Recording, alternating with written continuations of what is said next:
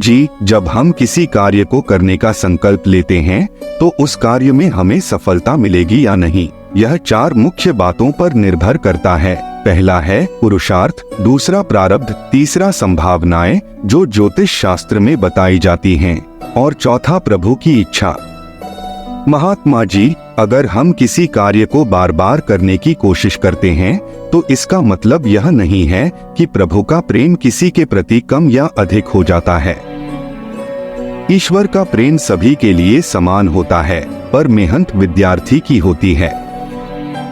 जो विद्यार्थी जितना अच्छे ढंग से पढ़ाई को पकड़ पाया, उसी ने परीक्षा में उत्तम परिणाम प्राप्त किया। इसमें आप यह नहीं कह सकते कि शिक्षक की कृपा किसी पर अधिक या कम रही। शिक्षक तो सबको समान भाव से पढ़ा रहा है, ठीक वैसे ही जैसे ईश्वर सभी के प्रति समान दृष्टि रखते हैं।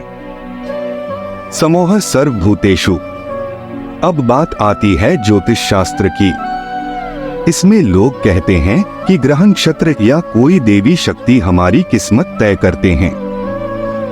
पर क्या यह आपका मानना है? नहीं, मेरा मानना है कि ज्योतिष शास्त्र केवल वही बताता है जो हमारे प्रारब्ध में पहले से ही निहित होता है। कोई भी ज्योतिषी वह नहीं बता सकता जो हमारे प्रारब्ध से बाहर हो।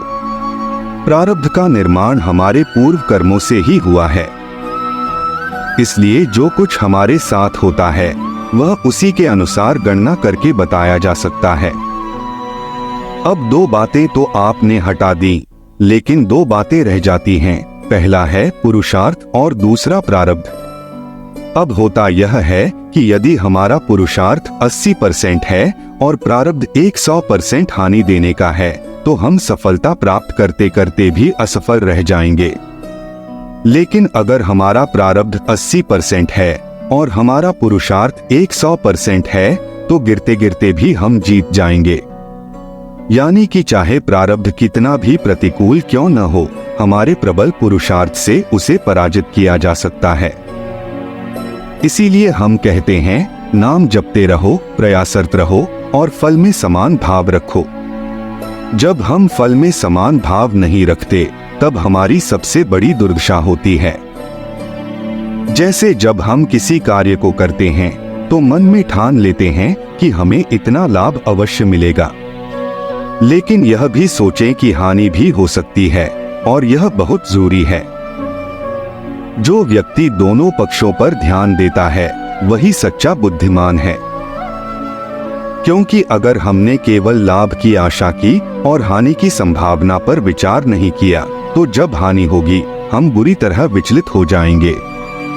हमें पहले से तैयार रहना चाहिए, तभी हम परेशानियों को सहजता से सहन कर पाएंगे। सुख दुखे समय कृत्वा लाभालाभो। जया ज्यो। याद रखें, प्रारब्ध बहुत बलवान होता है। हम प्रारब्ध को जानते नहीं, पर यह हमें प्रभावित जरूर करता है।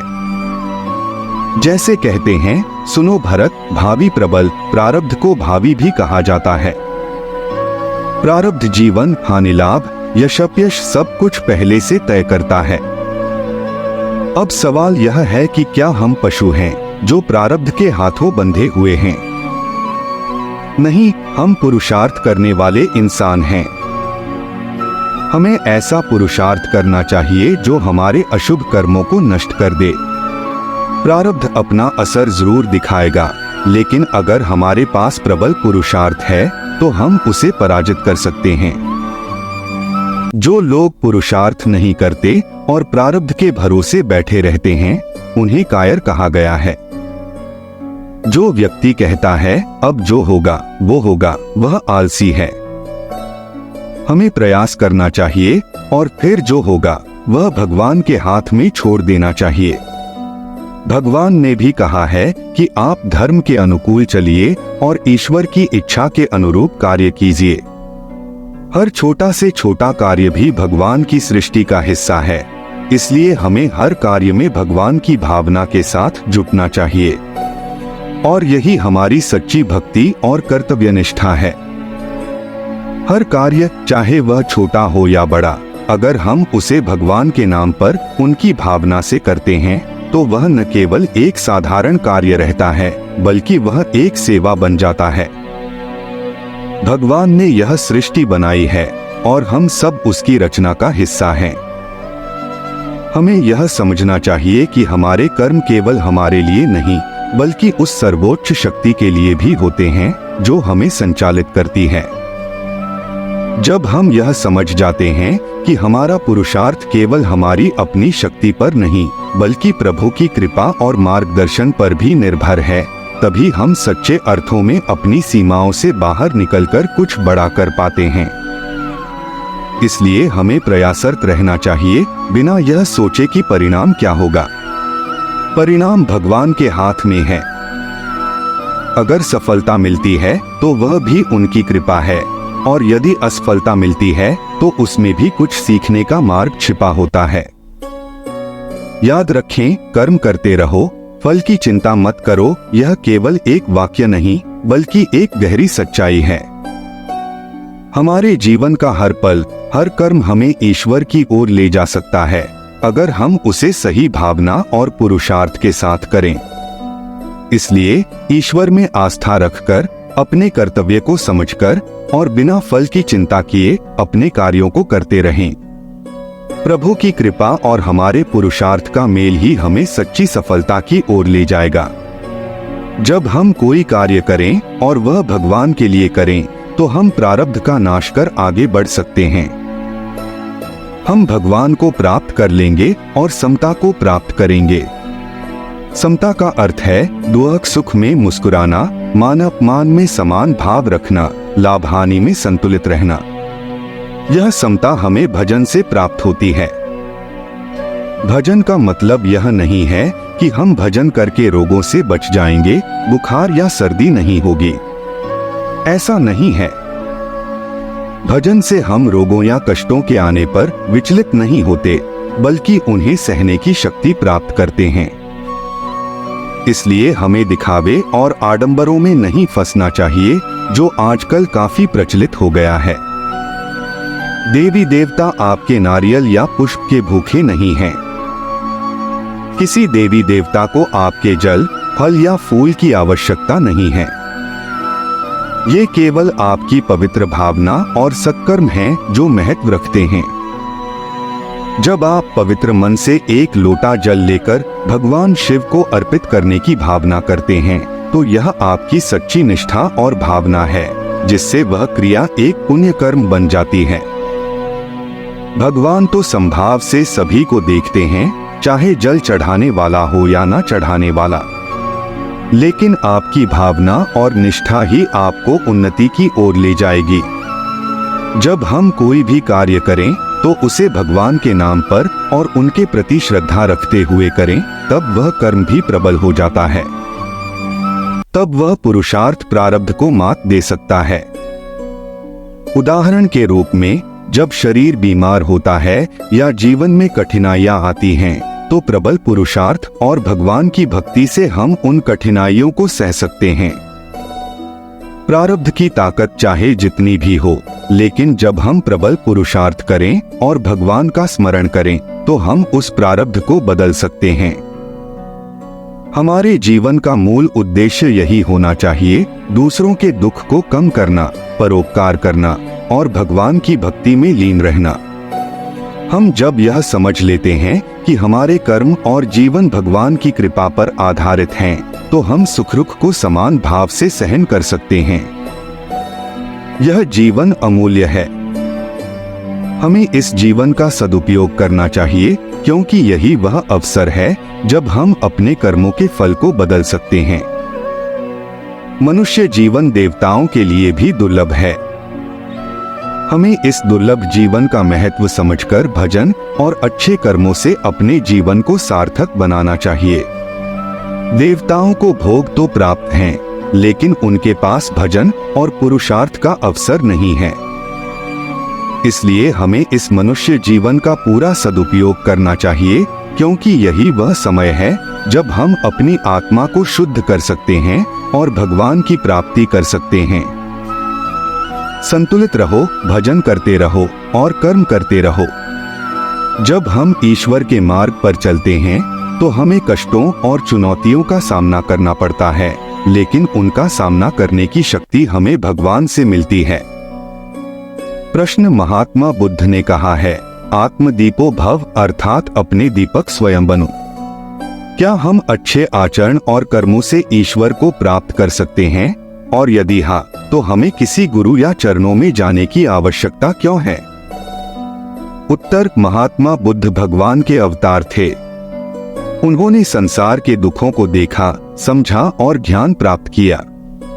लेकिन हमें यह समझना होगा कि भगवान की प्राप्ति के लिए हमें एक मार्गदर्शक की आवश्यकता होती है। बुद्ध ने यह कभी नहीं कहा कि किसी की शरण में जाना आवश्यक नहीं है। गुरु की महत्ता को समझना होगा। गुरु केवल एक व्यक्ति नहीं है, वे ईश्वर के प्रतिरूप हैं। बिना गुरु की कृपा के हम ईश्वर की ओर नहीं बढ़ सकते। जैसे हमें जीवन में किसी भी दिशा में आगे बढ़ने के लिए मार्गदर्शन की आवश्यकता होती है, वैसे ही आध्यात्मिक जीवन में भी हमें गुरु की शरण में जाना होता है। गुरु हमें माया के बंधनों से मुक्त कर परमार्थ का ज्ञान देते हैं। वे हमें आत्मा की ओर अग्रसर करते हैं और हमारे मार्ग को प्रकाशित करते हैं। बिना गुरु के हम भगवान के मार्ग पर चल ही नहीं सकते। भगवान की कृपा के बिना कोई भगवान को प्राप्त नहीं कर सकता। इसलिए महात्मा बुद्ध के उपदेश को समझने और उसमें गुरु की महत्ता को पहचानने की आवश्यकता है। आप जानते हैं, भगवान के अवतार होते हैं जिनकी वेदों का प्रादुर्भाव उनकी सांसों से हुआ है। उन्हें पढ़ने लिखने की बात कहना क्या उचित है? उनकी स्थिति और हमारी स्थिति का कोई मेल बैठ सकता है क्या? वे ईश्वर हैं, हम जीव हैं। वे तो सांसारिक मोहमाया का त्याग कर परम वैराग्य की स्थिति में विराजमान हैं। अगर मसाले में मिर्च ज्यादा हो जाए तो परेशानी होती है, और अगर न हो तो भी भोजन में स्वाद नहीं होता। हमारी स्थिति भी कुछ ऐसी ही है। हम आत्मा और बुद्धि की बातें करते हैं, लेकिन क्या हमारी स्थिति वैसी है?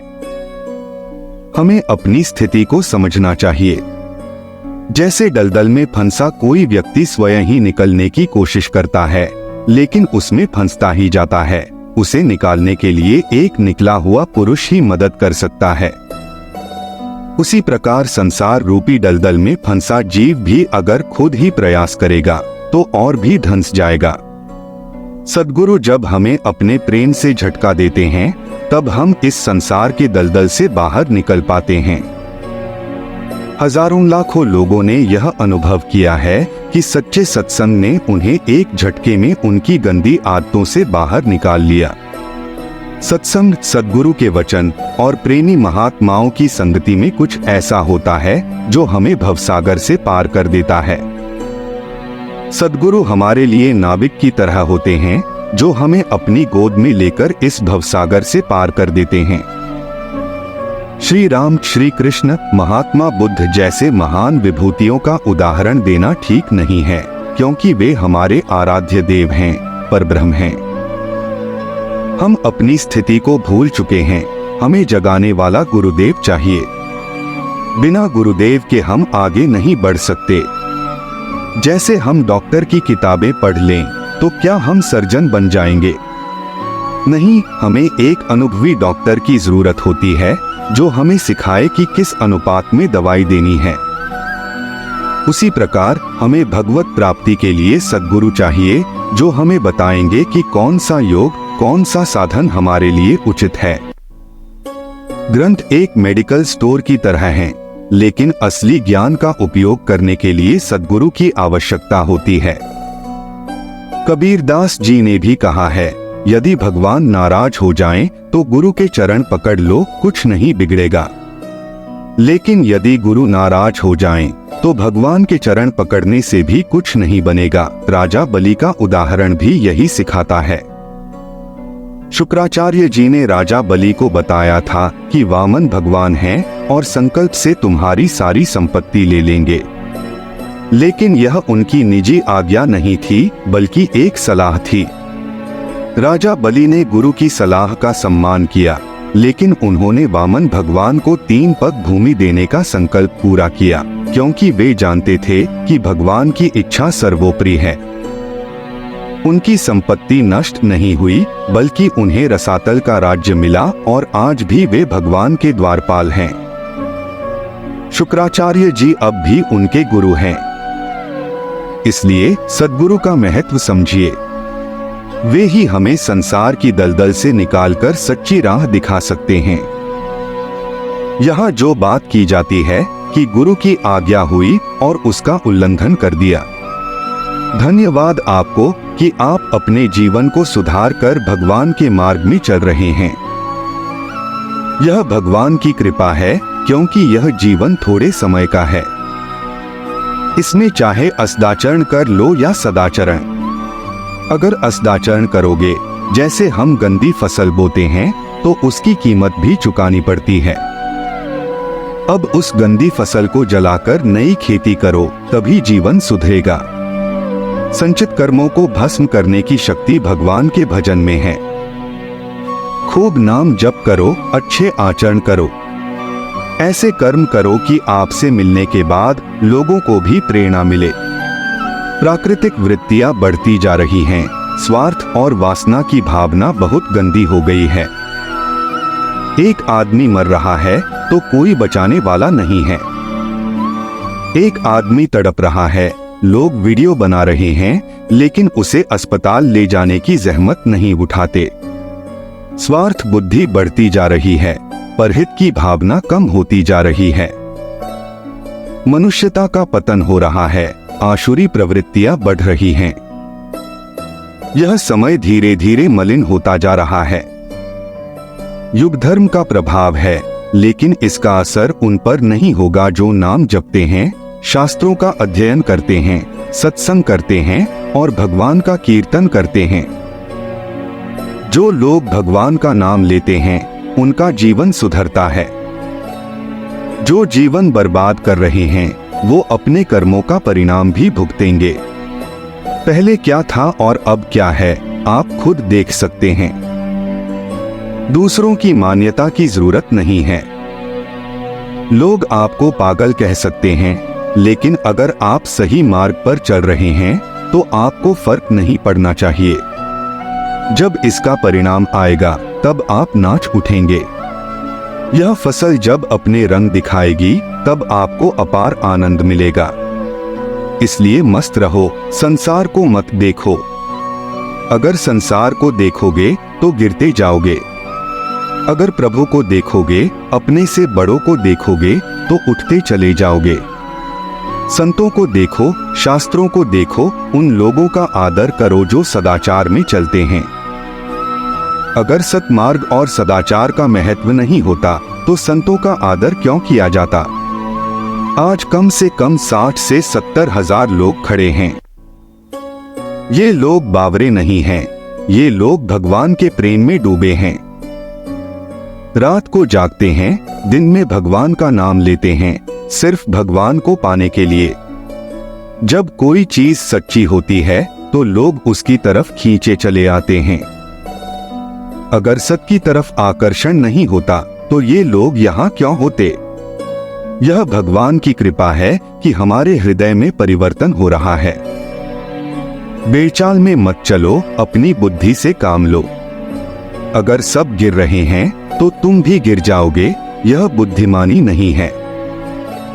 खुद को सुधारो। भगवान की कृपा से, संतों के वचन सुनकर तुम खुद को बदल सकते हो। तुम जो परिवर्तन देख रहे हो, वो भगवान की कृपा और संतों के वचनों का ही फल है। संसार एक बाजार है। कोई इत्र खरीदता है, कोई शराब। अपनी अपनी पसंद है। बाजार को हम बंद नहीं कर सकते, लेकिन हम यह तय कर सकते हैं कि हमें क्या खरीदना है। आप सत का सौदा करो, भगवान के नाम का सौदा करो, दूसरों का हित करने का सौदा करो, आप धनी हो जाओगे। जो गंदी बातें और पापाचरण कर रहे हैं, वो अपने जीवन की अमूल्य सांसें बर्बाद कर रहे हैं। उनकी बातों पर ध्यान मत दो, उनके लिए प्रार्थना करो कि भगवान उनकी बुद्धि शुद्ध करें, वे स्वस्थ रहें और सही मार्ग पर चलें। भगवान आपके साथी हैं, संत आपके साथी हैं। देखो, आपका परिवर्तन हो रहा है। हम पहली बार आपको देख रहे हैं, लेकिन आप पहले से ही बहुत सुधार कर चुके हैं। भगवान आपके साथी हैं, संत वचन आपके साथी हैं। जब आप सुधरते हैं तो सब कुछ सुधर जाता है। सबके ऊपर जो आप संत समागम कर रहे हैं, संतों के वचन मान रहे हैं और बुरे आचरण छोड़ रहे हैं। आप दूसरों की तरह मत देखो, खुद को सुधारो। अगर खुद को सुधारोगे तो मन उदास नहीं होगा। अच्छे से चलो, सही मार्ग पर चलो। कृष्णा जी, पुणे महाराष्ट्र से। राधे राधे महाराज जी। महाराज जी, आपके चरणों में कोटि कोटि प्रणाम। मैं आपका हृदय से आभार व्यक्त करता हूँ कि आज के समय में जब संसार अज्ञान और भटकाव में डूबा हुआ है, आपने शारीरिक कष्ट और व्यथा सहने के बावजूद भगवत प्राप्ति का जो मार्ग हमें दिखाया है, वह अत्यंत सराहनीय और प्रशंसनीय है। महाराज जी, यह सब प्रभु की इच्छा है, उनकी कृपा से हम निमित्त बने हैं। यह उनका खेल है, वो करवाते हैं और हमें बढ़ाई मिलती है। सारा खेल मेरे प्रभु का ही है। वह इतने उदार हैं कि खुद करते हैं और अपने भक्त को यश दिलाते हैं। यह तो उनका स्वभाव है, उनका करुणा स्वरूप। जब तक प्रभु चाहेंगे तब तक यह सेवा चलेगी। यह शरीर तो मरणशील है, इसमें इतना सामर्थ्य कैसे हो सकता था? जब शरीर में भयंकर पीड़ा हो तो ज्ञान कैसे स्थिर रह सकता है? फिर भी यह सब चल रहा है। प्रवचन हो रहे हैं, प्रश्नोत्तरी हो रही है, दिनचर्या चल रही है। यह सब केवल प्रभु की अलौकिक कृपा से हो रहा है। आप सब इस कलियुग में भी संत वाणी को सुन रहे हो, उसे अपने जीवन में उतार रहे हो। अगर आप इसे जीवन में नहीं उतारते तो हमारी वाणी का क्या महत्व?